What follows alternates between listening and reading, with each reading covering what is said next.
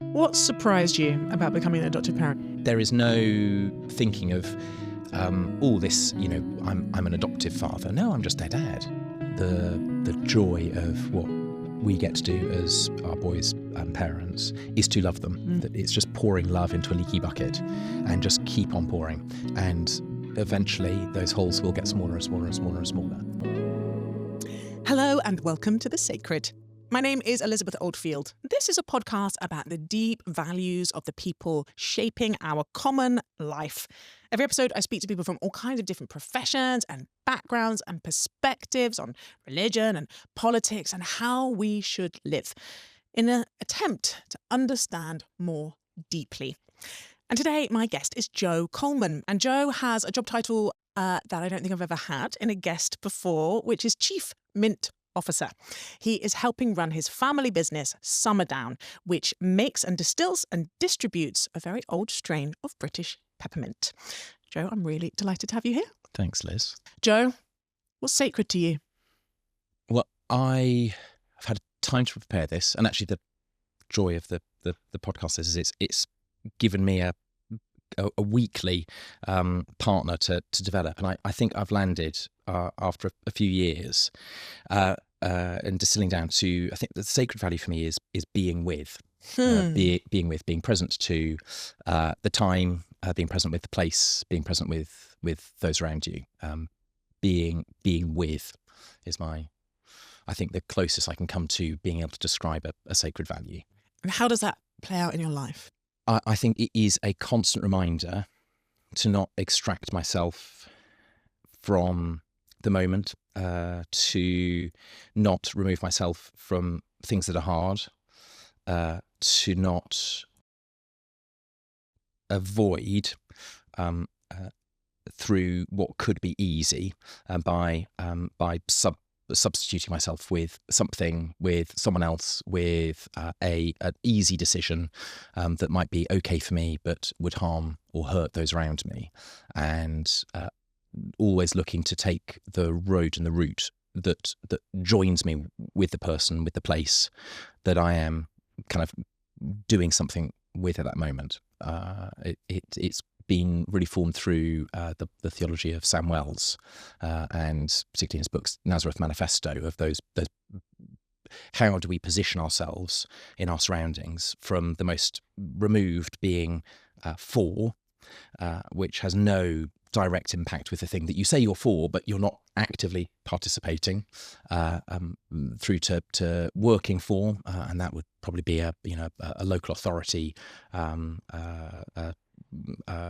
assessor trying to help somebody who needs some work, but you're not doing it relationally, you are following a process. And then Wells explains you go through this paradigm shift through the Christian tradition into working with, and so you're coming alongside, you're trying to make change, you're doing it through active participation, but you're still seeking to find an objective, you're still trying to solve something.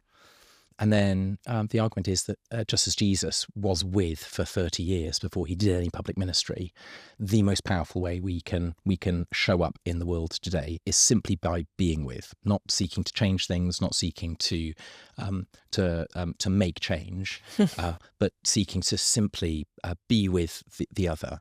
And in that place of being with, then change can come. But it has to start with the relational and with the connection.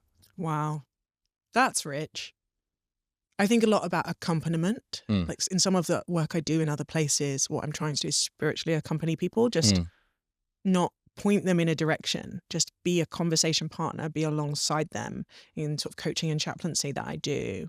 And you're right, it does seem to then create a container for change to emerge from them, rather than it being something that I'm enforcing on them from outside. I'm really intrigued by what you said about being with the moment, not seeking to escape. And it felt like you said something very true about one of the temptations. Have you in your life felt like absenting yourself and escaping and removing yourself from difficult things has been a kind of a way you've lived previously?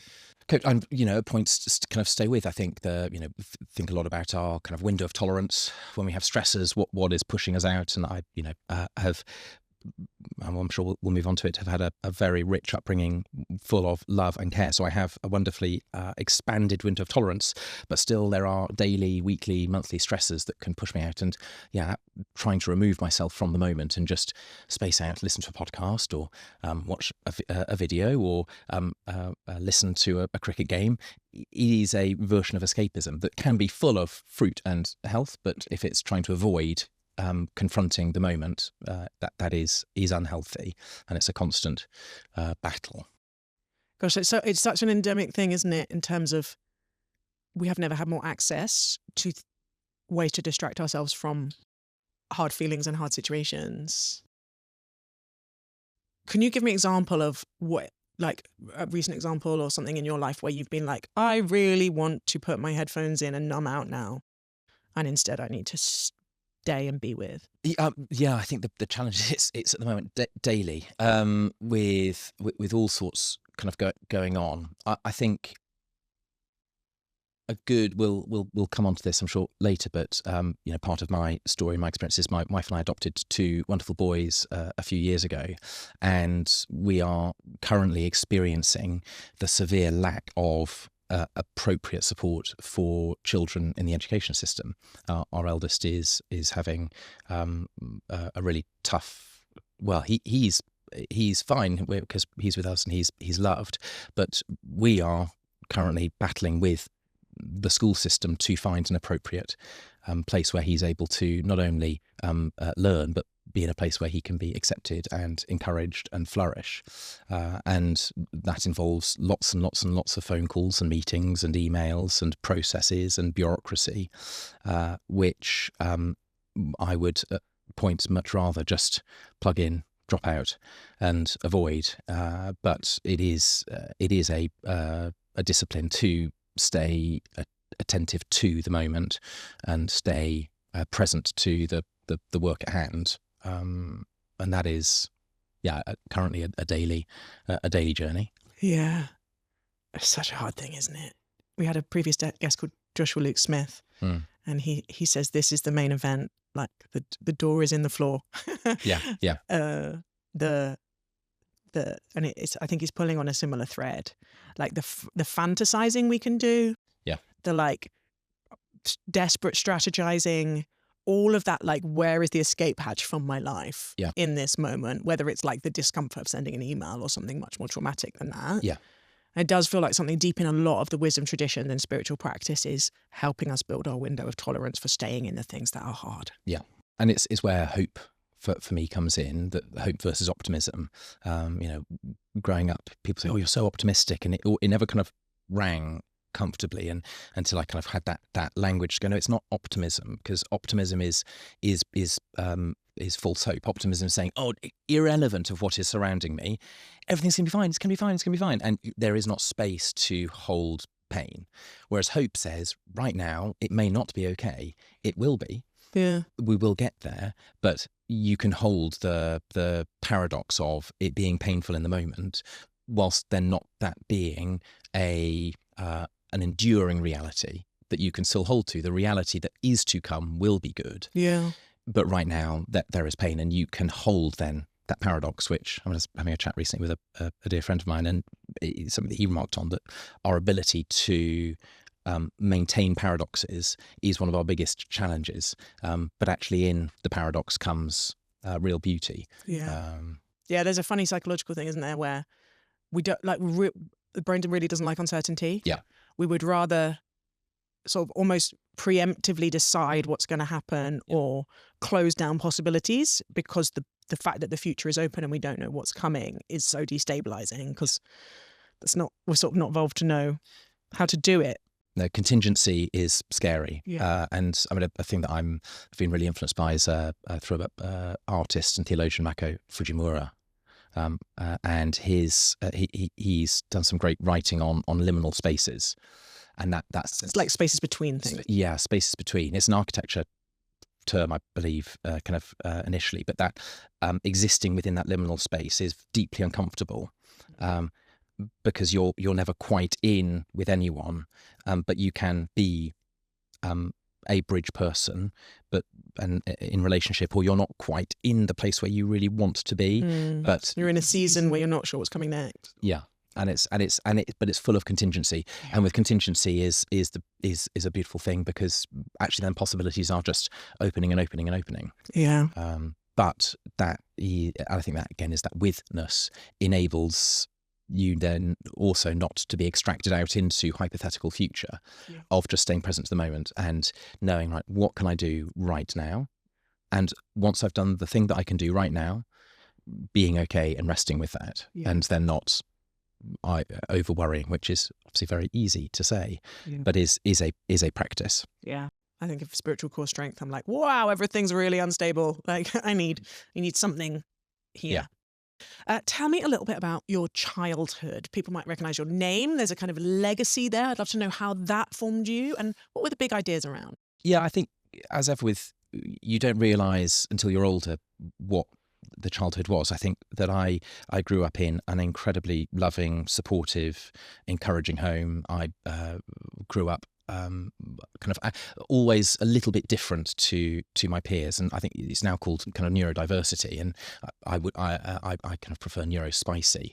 There are and so always struggled in school, never really fitted in, but because of the support from my parents, particularly, and just having a loving family, the pain of that got less and less and less as I got older, because I was able to have my world view shaped not by the school expectation of success, but my family's expectation of success, and it's that kind of cultural. What is the cultural story we're being fed and told? And my one was it's about showing up. It's about trying your hardest. It's about being clear-eyed on why you're choosing to do something.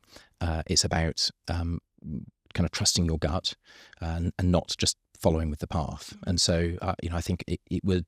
I'd probably call my childhood, particularly the way my parents raised kind of all me and my siblings, as kind of small R radical. It wasn't kind of all out radical, but there were those kind of hints of it, appropriate hints, where growing up I thought it was entirely normal that you would just always have people staying in your house. I didn't realise that no one else had kind of people just suddenly appearing and staying for a day, a week, a month, 3 years. And so our home was often open to kind of people who at the time I thought were just lovely people, and now they, you look back and go, oh, they were vulnerable, but they weren't. To me, we wouldn't have been using those words. They were just them, and so we just spent time with them. And yeah, with the name, my great grandfather founded Coleman's Mustard, and my grandfather was the last member of the family to own it and be the kind of the chairman, and he then gave up the family position within the company in the 90s.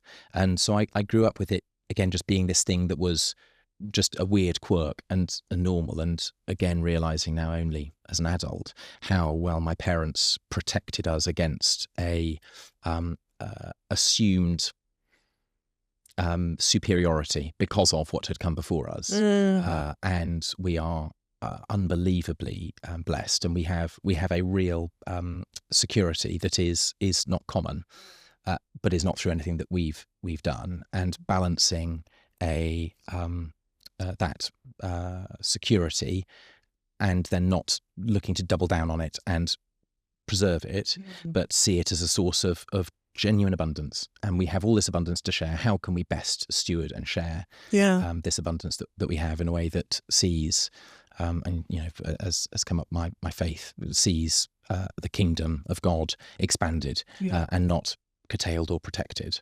Interesting. Yeah, I think about how wealth is formation, right? Yeah. All of our lives are formation, all of our circumstances are formation, but being born into financial abundance will shape you. Yes. And I think we can all think of examples of people it's shaped in ways that has shrunk them and not made it feel like that was actually a good thing for their soul. What did you and your parents do or are doing to kind of navigate the soul danger that wealth can bring people? Yeah, I think as a child, we were very protected from it in that we weren't aware, which was a good thing. And then it is through formation. It's just been intentional formation through the churches that we've gone to, through the activities we took part in, the friendships that were encouraged, has been a lifelong formation, and then just for me and throughout my life, having a genuine relationship with Jesus, enabling a spiritual discernment that is also independent of my parents and is formed by them, but the ability to kind of not be a facsimile. And I remember when I was working in a coffee shop trying to figure out what kind of career road I wanted to take. An opportunity came up to have an internship with a think tank in Westminster, and it was unpaid and very uncertain. But I just felt like, oh no, this is the sort of thing I want to be involved in. So I gave my dad a call. What do you think? And he was like, look, there's no pay. It's very uncertain. I'm not sure this is right. I remember thinking, no, he's wrong. I'm gonna make my choice. And the joy is there are literally a handful where I've gone against the advice of my father and it's worked out well. He's usually right. But I think that ability to be grown up enough to be separated from opinion being decision and opinion being informing, because I am formed kind of in a larger way. And for me, a lot of my formation has come post-school in listening, reading, exploring ideas. And something that really struck true with me was years ago. It's terrible. I can never remember who said it or where it was said, but I know somebody said it around Dietrich Bonhoeffer, that in his resistance to the fascist government, he felt enabled to do that because of his the arrogance of his aristocracy. So he was in a position where he could make risky choices that would not impact him in the way that it would others, because he was protected because of his family's wealth and his family's position.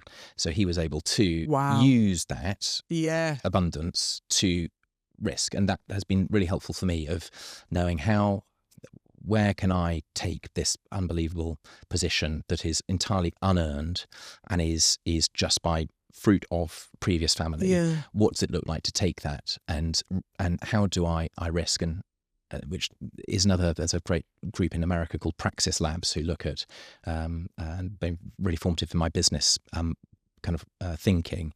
One of the things they're talking about at the moment is re-risking. That's the standard model of life is you start your career, take a few risks, get established, and never take any risks ever again. Climb the career ladder, and the higher you go, the less risks you take. And what's it look like to at every point be re-risking, not for your sake, but for the sake of the other? The whole praxis model is I sacrifice so we win. And it's not about win-win, it's active sacrifice so that we collectively win. Wow. I like the idea of Bonhoeffer going, yes, wealth and power and privilege and maybe being a man and certain types of education can give you some inbuilt confidence. And its worst forms gives you entitlement. How do we judo move that and then use it? Yes. That's slightly blown my mind. I can see you playing with your signet ring, and I was having a conversation with a friend at a party who was wearing a signet ring but was turned round. And I said, tell me about that. And she was like, honestly, I flip it out in some situations and I flip it in other situations because it's semiotically loaded, right? We are obsessed with class in this country. And for international listeners, signet ring is a little ring often that has a family crest on it, right? And it tends to be associated with people who have old families and often money in the bloodstream. How, and I know this because I have very dear people in my life who've also navigated this. Do you ever feel like when you encounter someone, they're expecting you to be someone that you're not? Or do you just try not to think about that? So I think there are two because I want to come to that one next. Signet ring. So this is actually quite new. I never wanted to wear a signet ring ever. Those same reasons? Exactly. Hated it. Right. Thought it was awful. Just yuck. And so I apologize to anyone who wears one, but yuck. But in the process of the adoption journey, we were it's beautiful because we get to think intentionally about everything. It was instant family. We have two boys suddenly from 2 to 4. And part of that formation was, what are the meaning-making moments? What are the marks that show? So when it's called introductions, when we were meeting the boys, I gave my wife a kind of a band that was two gold rings intertwined, and that forming of our two families becoming one. And then I wanted to create, as a surprise for my wife, but I wanted to create something down the line that was, again, meaning making for us and for the boys, giving them something that they could have that was tangibly saying we are family. And so the crest is my family's crest. Oh, it's awful. But with then the gold band around it, the two rings kind of intertwined around it, and then on the inside, all of our initials. And really conveniently, in our first, middle, and last names, there are only 4 letters. So it is just that there are we all start with those same 4 letters, and the date we became a family. And I first gave my wife then a pendant version of this, and created at the same time 3 signet rings for me and the 2 boys. And I thought, no, I'll just put it in a frame, or it'll be put away. And then when I showed it to them, they just got it, and they're like, we're family. This is this is it. So I never intended to wear it, but after my eldest was so excited by it, I kept it on, and he will just point at it, we're family. And it's that kind of reminder to them that this isn't a transient thing. It's something that is very deep. And so I had to be encouraged to keep it on, which then I'm sure we're going to come back to the adoption stuff on how will people perceive. I grew up always being misunderstood, and back to finding school very difficult, and my parents enabling me to accept that misunderstanding, and rather than trying to force understanding, be okay with, well, do I know who I am? And no, I didn't, because I was a young kid and then a teenager. No one knows who they are when they're a teenager. It's the joy of discovery and learning that. But I had a choice of either then trying to become what people wanted me to be like, or who am I, and be confident and secure in my identity. And then it is irrelevant what people think of me. What is important is that I show up as myself, and really kind of I'm taken with the phrase of being kind of a non-anxious presence. What does it look like to walk into a space and not take up more room than I'm taking, and have a big personality because I need to defend myself? But similarly, and this is more than my struggle of shrinking away, how to shrink out of the room and take up less space than I'm here. What does it look like to be present to the space? Knowing that in that, back to with, being present to the moment, being present with the person, I'm giving them the opportunity to meet me as I am. It is up to them whether they want to engage in that and hear me, or not. And another theme for me running through always is power. I recognise I come into places with often more power, either by running my own business. I have in those relationships, being a man, being on paper semi-educated, not really, didn't go to university, and then I have very few letters to exams, but knowing that I hold this. So what does it look like to recognise that power and ensure that when I'm communicating, I am noting that? It's a great phrase, that the asymptomatic relationship of language. What? So if I say something, I've got all the context, I've got all of the memory, I've got all of the information. I know why I'm building this sentence. Yeah. I say that sentence.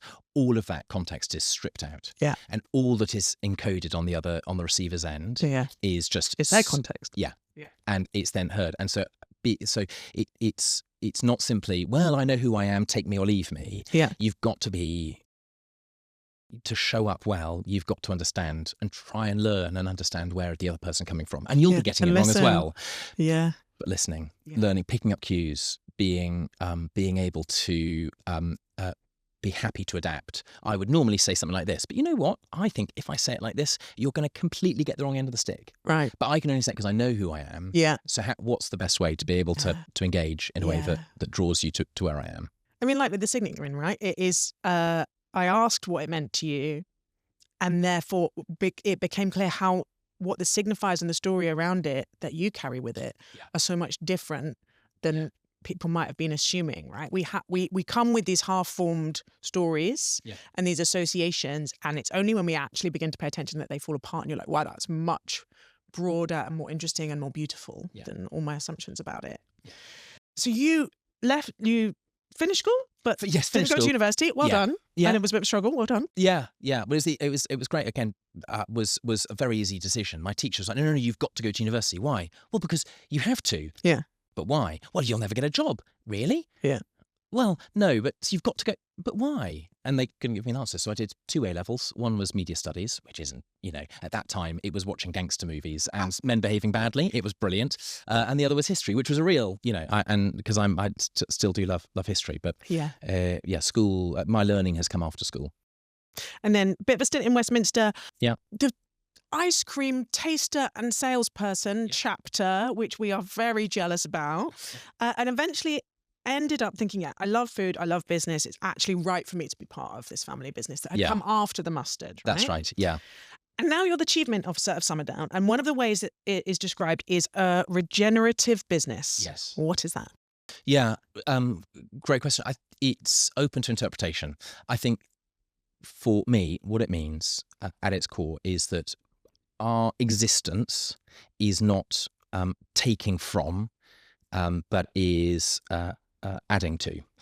And so us simply being around is making each touch point of the business somewhat better, from the bottom of the supply chain right the way through to people enjoying it in their homes. That it is, and the way that we market it, it is adding to and not extracting from. It is not, it's seeing business not as a tool to extract from. To just suck value out of things. Yeah. Suck value from consumers because I want their money, suck value from the supply chain because I want better margin, suck value from marketing because I want more airtime and fame, suck value from the earth because I want to make money now and I don't care what happens in 50 years' time. And so it's a constant juggling act of how are we adding, either adding value or at the very least just not making things worse.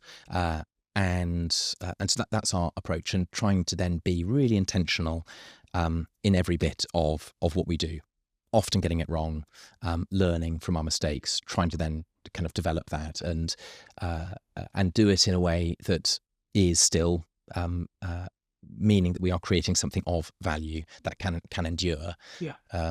So I spoke to Matthew Elliott about business and the kind of role of business in our common life and the stories around it. And I think my question for you is, in your honest opinion, how common is the kind of approach that you're taking? I think the kind of pessimistic story that I tell about business is often for some very understandable reasons. Most businesses see their primary role as making money and have not been told to see or helped to see the extractive nature of a lot of the ways they're making money. Mm-hmm.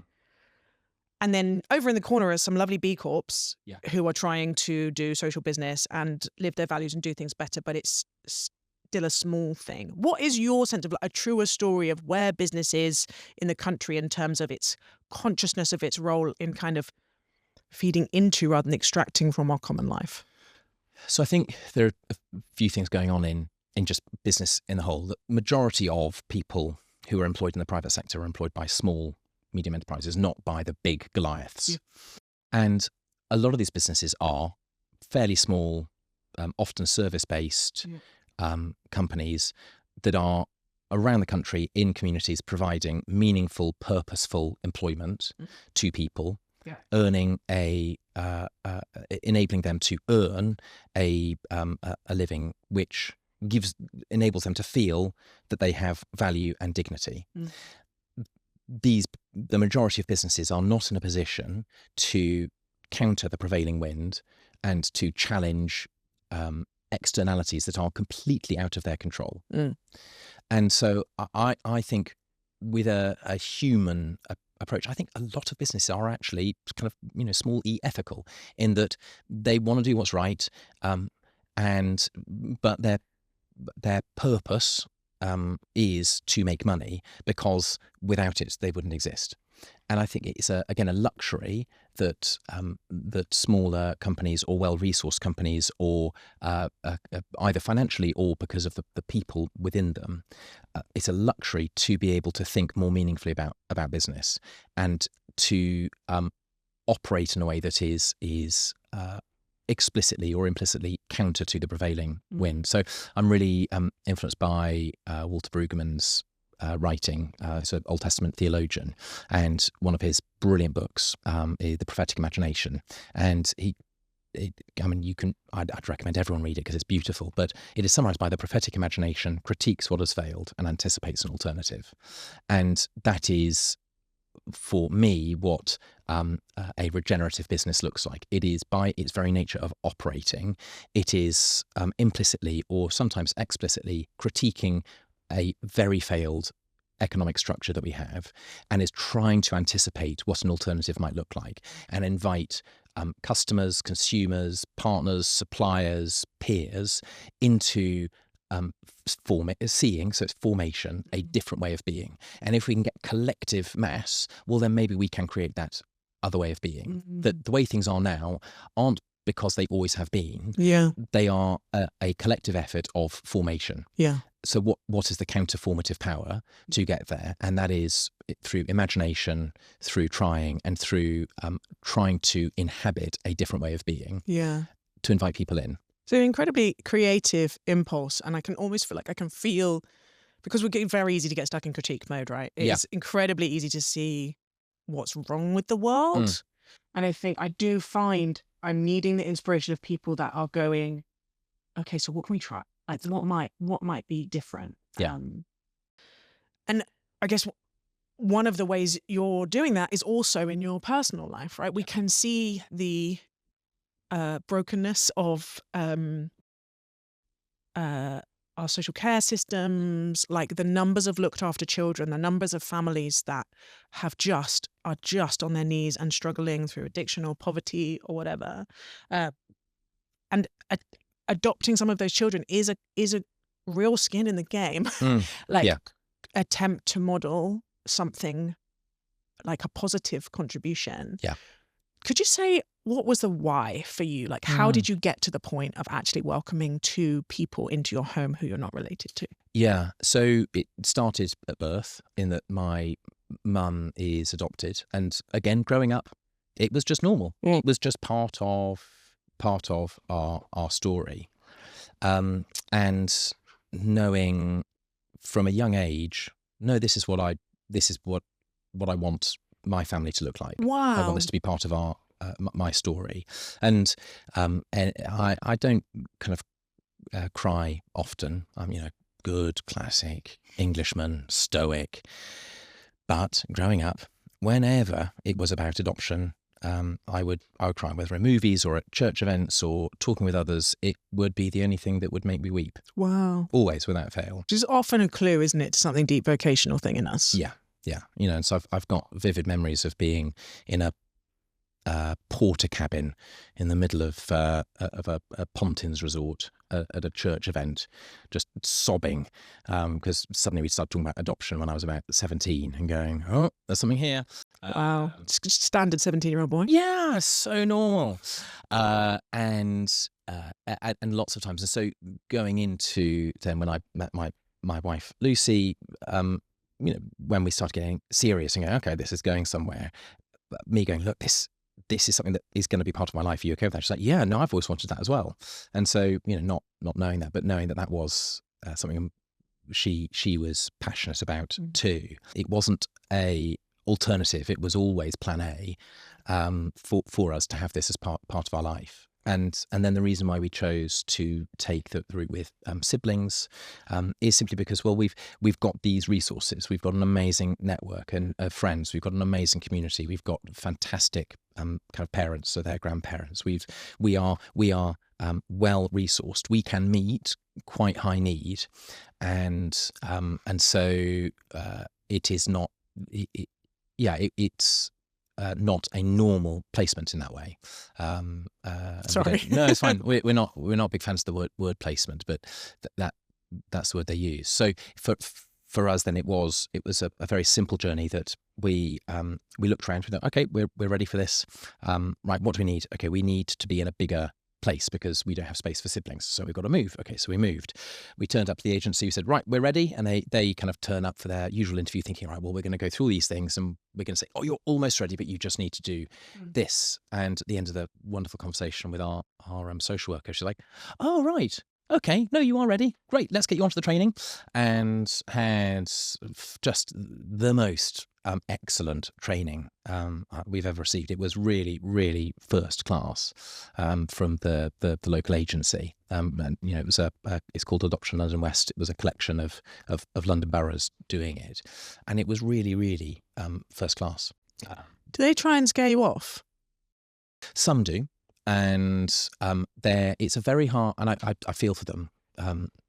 It's a really hard balance to strike of desperately needing adopters and foster carers, and particularly for these older sibling groups, right? Because they are known as being often coming with high challenge. Yeah, and so it's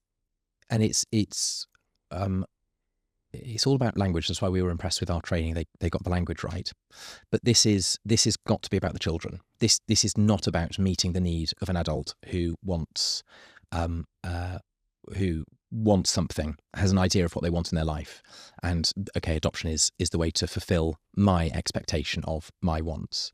It is, how do we meet the need of the most vulnerable children in a way that is full of joy and delight and beauty, and so I think some will take a more aggressive approach of scaring off and talking about all the horrible things, and kind of the gurning, which put us off that agency because it showed a culture and a mindset. Whereas we found with the agency we went with, it was child-centered, and what's it look like for children to flourish, and being part of that story is just a real treat. And so it was, that's how we kind of we came into it. It was full of intention, and we were at every point kind of choosing in joy, not in any despiteness, to invite in.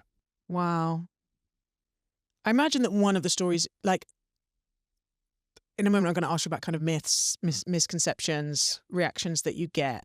And I know I have a couple of friends who are adoptive parents, and one of the things they get is like, people react as if it's this like martyry saint thing. Yes. So I don't want to fall into that. No.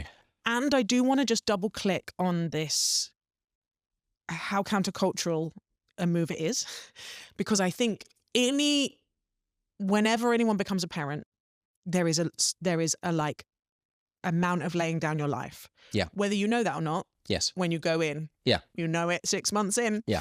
Like, there is a like, oh, this is a lot of death to self here. And I've spent most of my life being able to have quite a lot of freedom of choice. And, it's gone. It's gone. Like, I am sick and the child is sick. And so no one's coming to look after me. I am looking after them. All parenting, it has a level of like laying down your life. Having observed, and we're very deliberately not talking about the specifics of your children because it's their story to tell and they're older. But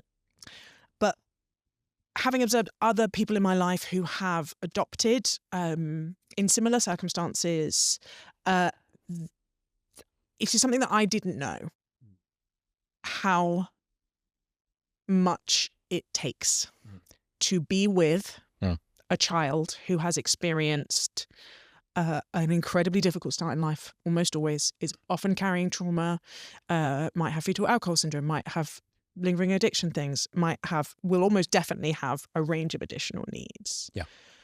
And what is I guess, knowing how to make meaning out of that experience, knowing what is the story that you're telling about it, because the culture that we live in actually finds it hard to create space for that level of self-sacrifice, right? Like, you might not be able to go on holiday for many years. You almost definitely won't be able to go on holiday in the same way. Like, schools are difficult.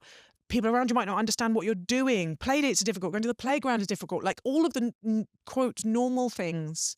Yeah. For many adoptive families, they just have to carve a completely different path. Yeah. So how do you make meaning around that? What is a story that you tell and you observe other adoptive parents telling that make that countercultural thing possible? I think at its heart, it's knowing that for us, we were called into this, that it's a real challenge of how you make sense of that hard word sin, how you make sense of trauma, how you make sense of the messiness of humanity, that there is no doubt in our hearts that the boys us being family is the most beautiful, wonderful, right thing. And yet the journey for them to get into that place is heartbreaking. And so holding, again, that paradox of it is totally right that we are family. And we've even got a, we sing the We Are Family song with our names. So they'll just be in the back of the car and just start singing We Are Family. And so that we are family. Yeah. Nice. It's going to be in everyone's heads now. Yeah, it is. I just didn't sing it in case, oh no, copyright reasons. Yeah. Okay, good. No, more people's ears. And so it's having really strong identity, but being really invitational, because we are a family making families. And so then as a nuclear family, our role is also to be a family making families, and to not be super 1970s hippie and like, what is family? What is blood? What is genes? No, that they are real. And there is so much evidence and research around that. But you are, by holding a strong formative identity, you can invite people in and form family that is rich and deep and textured and full of mystery and challenge and beauty and fun and heartbreak, because you've got a strong formative foundation to invite in, so I've been then really influenced by Miroslav Volf, the theologian, particularly his work on in exclusion and embrace, of what does it look like to invite in. Well, it always involves sacrifice, and we live in a time where people talk a lot about being inclusive. Our experience with our boys has been that a lot of places will say we are really inclusive, and we will talk to them and we will say, look, are you ready to meet our kids? This is what they come with, being really clear and really, we are able to share very openly and appropriately what us turning up at somewhere looks like, because it comes with a whole lot of noise, a lot of fun, a lot of creativity, but but there is trauma present. And yeah, we're really inclusive. We want to include. And then it falls flat, and we are rejected, and more painfully, our children are rejected. And because, again, we haven't, the cultural story we tell about inclusivity is about the teller, not about the person being invited in. And it is about making oneself feel noble, not about making space. And to be truly inclusive requires shared sacrifice. If you want to hold an inclusive space, everybody needs to be signed up to the fact that everybody is sacrificing. You cannot be an inclusive space without sacrifice.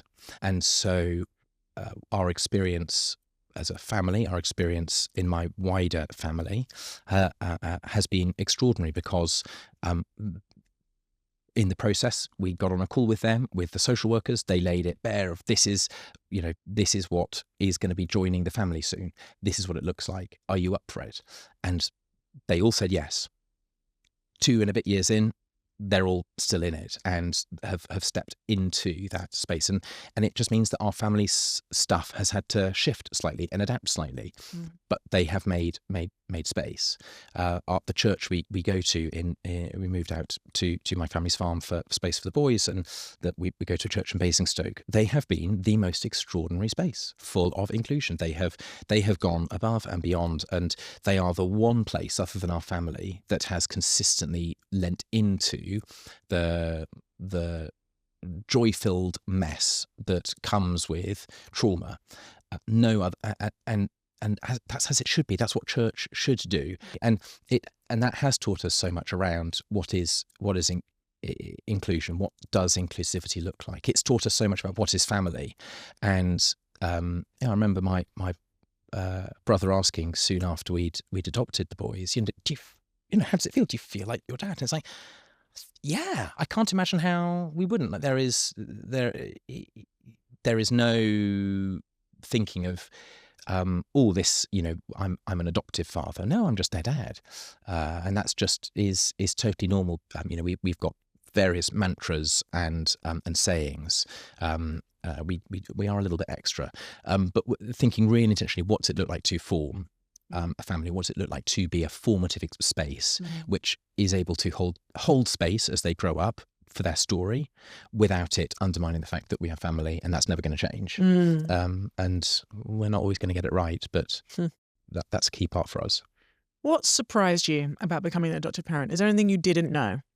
I think the surprise, though it's not a big surprise, but I think the sadness is how utterly ill-equipped our bureaucratic systems are to respond to those with genuine need. And the battle to get basic provision, despite being pretty smart, very well resourced, very well connected, very well have a very strong understanding of the system. And yet with that, it is still very difficult. And it just makes us feel for families who are just trying to do their best and don't have access in the same way that we might have access. Because that is, these are systems that have been designed to support vulnerable, and they are often letting the most vulnerable down. Yeah. I want to just dig into a little bit about some of our public narratives. Maybe let's start with like the families whose children cannot stay with them. The biological parents of children like yours. It feels to me like we see often their stories aren't told. Yeah. And if they're told, it's with this like horrifying, who are these monsters who mistreated their children sufficiently that they had to be taken away. Like, what have you learned in this process that, I guess what would the story that you would tell now about, because you are now connected to one particular family, and every adoptive parent is connected through this sort of incredible blood transfusion covenant thing, that this bizarre and beautiful thing that happens in adoption and painful thing. You are connected. What is the story that you now tell, or your sense of families that have had children like yours? What would you like other people to understand about them is maybe the shorter way to say it. We rightly in this country have an incredibly high bar to reach for what's called a placement order to be made for a child to be removed from their biological family. It's a very, very high bar to reach, and that is as it should be. And I can only talk to the stories that I know. It is an absence of love that is at the heart of it, and the joy of what we get to do as our boys' parents is to love them. We had some friends describe it as with their adopted children, that it's just pouring love into a leaky bucket and just keep on pouring, and eventually those holes will get smaller and smaller and smaller and smaller. Why we were so excited to do it is we're not child psychiatrists, we're not experts in trauma, we're not experts in anything, but we can love, and we can love fiercely. And that is what they need, first and foremost. And a stable, loving environment does magic things to not only the brain, but to your physiology. And so, the great book, The Body Keeps a Score, is testament to that. And lots of other research around, there's another one, Why Love Matters.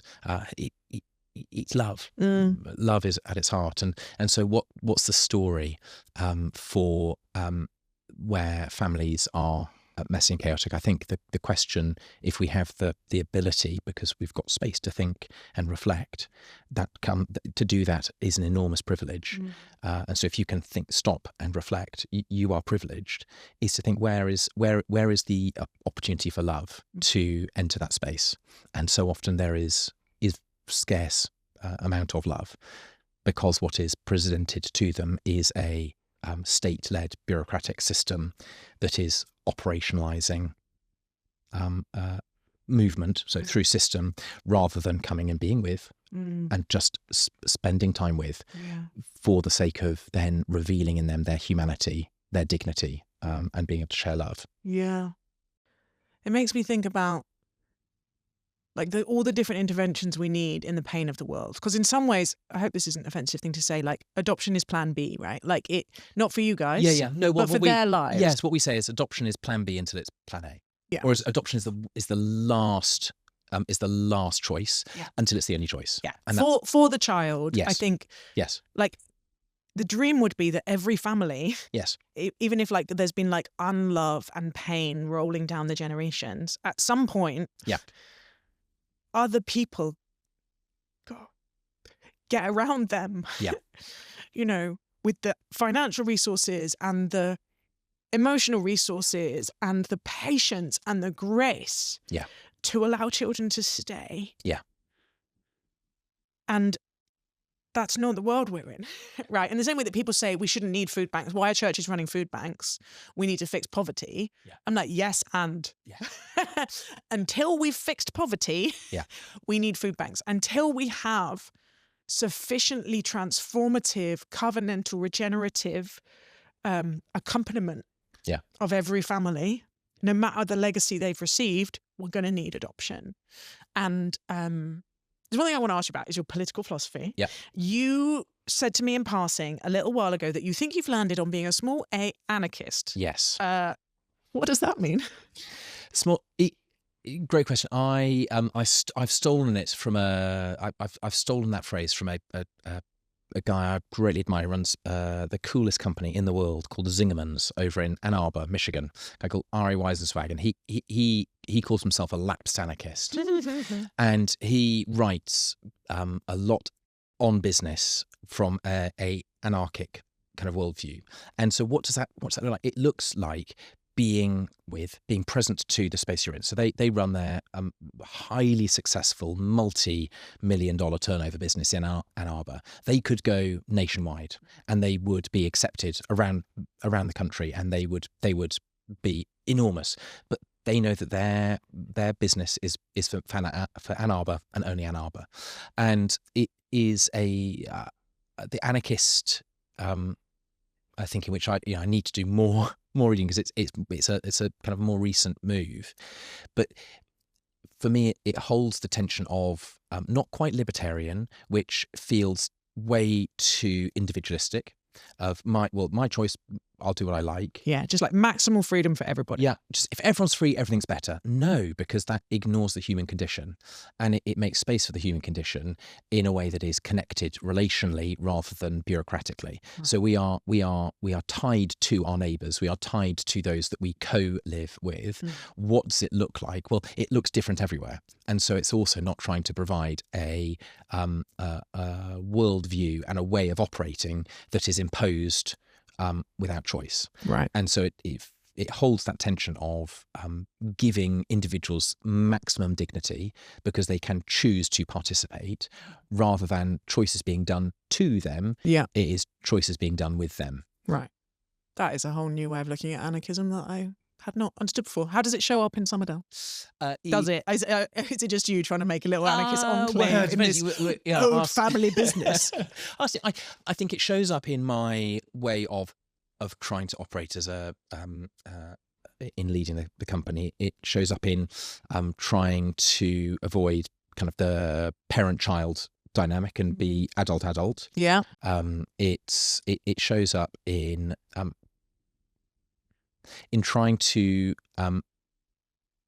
which taps into the prophetic imagination, in trying to create a business which is anticipating an alternative and not doing lots of public advocacy on what is wrong with the system, but trying to respond to it differently. So that kind of most recently, he shows up in our digital ethics, how we operate in the online space, in use of social media, the use of marketing, the use of AI, the use of all of our abilities to use the web. That I tell the story of a shopkeeper. You walk into a shop, you browse the shop, you don't touch anything, you don't put anything in a basket, you walk out. It would be strange if the shopkeeper ran after you and said, "Oh, excuse me, I saw you come into my shop and not buy anything. Do you want anything? There's something in your basket." Well, no, then the basket is, if you put something in your basket, I walk up to the till, I put it next to the shopkeeper, and then I walk away. Yeah. I wouldn't find that too strange for the shopkeeper to go, "Oh, you've left something here. What's going on?" Yeah. And so we there is so much data we could use about people who come to our website that we choose not to. And same with the way that we market. We want to be marketing in a way that is inviting people to use Summerdown in their moments of life. Yeah. Not telling them your life will be better if you use Summerdown. A final question about adoption. Yeah. What would you love if people who have no contact with this world understood? What would make your and your family's life easier? I wonder, it's, we often remark that parenting our boys, the challenge points, the stress points are the same as every other family, irrespective of how the family was formed. It's that there is a depth, though. There is always a deeper current running that's tapping into past experience, into trauma, into all the questions and challenges that come with adoption. And so I think it's less specifically about adoption. I think it's more around assumption that to be better listeners, and to be able to not necessarily even listen, but to understand assumptions and to check your assumptions and notice them and go, "I've made this assumption, this is why." And, a lot of the time one's assumptions are pretty accurate, because we are extraordinary creatures that have this EQ that enables us to just pick up on unsaid, unnoticed things, but you just get a sense. And so it's not to ignore them, but it's to be able to check them and understand, okay, this is where this assumption has come from. And curiosity. We adoptive, but kind of therapeutic parenting is called pace parenting. It's playful, it's accepting, it's curious, it's empathetic. It's playful because responding with fun, it's just so much easier than being angry. Yeah. It's accepting. It's not trying to go, "I wish it could be different." It is what it is. You have to accept what's in front of you. So profound. Yeah, it's curious. I wonder what's going on here, and empathetic, of being able to have that understanding. And a pace approach to life is so much better. I mean, the funny thing around therapeutic parenting is that it works best with well-attached children. And so if you're in a birth, if you have children through a birth within the family unit, a pace approach is magnificent, but it does a great job with trauma. But holding that kind of pace approach, it's also just kinder on yourself. Yeah, because you're not trying to solve everything and do everything. You're able just to be present to what is in front of you. Yeah, and respond with the skills and the tools you have. Yeah, and not ask too much of yourself. Yeah, or too much of the other person. I mean, we can hear my cat eating away in the background, who's decided to insert herself into the conversation. But I think that's a lovely place to close, and I'm left with, like, pace is a great life philosophy. Yeah. Playful, accepting, curious, empathetic. Yeah. Let's lean into that this week. Yeah. Jo Colman, thank you so much for speaking to me on The Sacred. My pleasure, Liz. Jo said being with is his sacred value, and that there's something very profound about his commitment, I think, to just presence and accompaniment with the moment, with our communities, with our families. And it relates to something he said right at the end of the interview about pace parenting, playful, accepting, curious and empathetic. And there is something about acceptance. I've spent about 10 years thinking about acceptance and surrender and what they mean and how they're different and how key they are to most serious spiritual traditions. And and that just being with rather than trying to fix or change people. It's the first time someone's said that, I think, as a sacred value, and it was very thought-provoking for me. And he said something about liminal spaces and the in-between, and I have this thing I keep coming back to, that maturity is very strongly correlated, and I mean kind of emotional maturity, spiritual maturity, very strongly correlated with being able to tolerate uncertainty. There's so much of our decisions and addictive behaviors and nonsense is resistance of uncertainty, is fleeing from all that we cannot control into what we can control, even if that often means shrinking our world or closing down options. My husband often says, better real confusion than false clarity. And I think we have an enormous amount of false clarity. And part of it is that we struggle to say in confusion and uncertainty and possibility. As I said, I loved what he said about basically leveraging his privilege. And at various points in this interview, it was reminding me of a conversation I had with George Monbiot, who also grew up reasonable levels of privilege, was sent to boarding school, and I think is now partly using that confidence to be a campaigner in various forms. And I love the Bonhoeffer reference I need to go look it up, that Bonhoeffer said it himself, like the arrogance of the aristocracy is partly why he was able to resist the rise of fascism. And it feels like just a more productive thing to do if you have born into circumstances and situations that have gifted you some confidence and some risk tolerance, to use it for good, to take risks on behalf of others or on behalf of causes, rather than being just crippled with guilt about it. Oh, the power of good parenting. I just loved hearing Jo's story of basically being, I really struggled at school. I did not fit in. I had lots of things that made me different. And my parents gave me a solid enough base that it was okay. Gosh, would we all receive such steady love? And the signet ring thing, man, like I'm always a bit nervous to admit my prejudices. I sometimes couch them as, some people have these prejudices. I don't know if you've noticed. If you're not from the UK, the signet ring thing probably doesn't make any sense whatsoever. But most British people will recognise it has a very strong class and wealth signifiers. And I just loved slightly being schooled by the different context that Jo put on it, that this is something that my adoptive sons, who presumably do not come from a family that wear signet rings, or maybe they do, because those families also can be riven with deep trauma and addiction and struggle and damage. But in any case, these two children have been adopted into a family that want to make that visible, and that's why he wears it. Jo said something that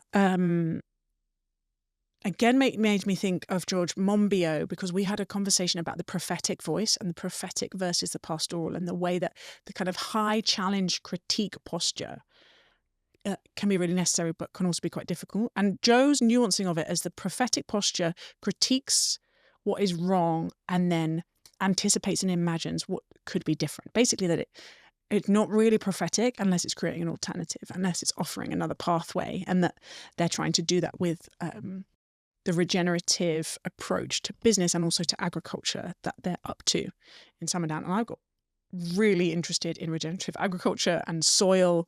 And I'm not going to go down that rabbit hole now, but reading and thinking about George Monbiot and Jo Colman, who are trying to tackle similar problems in quite different ways, has really been pleasingly nerdy for me. And then finally, this piece about inclusion, and this, again, challenging but necessary thing that Jo said about there's lots of people who think they're inclusive and they're not. Basically, there are lots of spaces that think they're inclusive and they're not.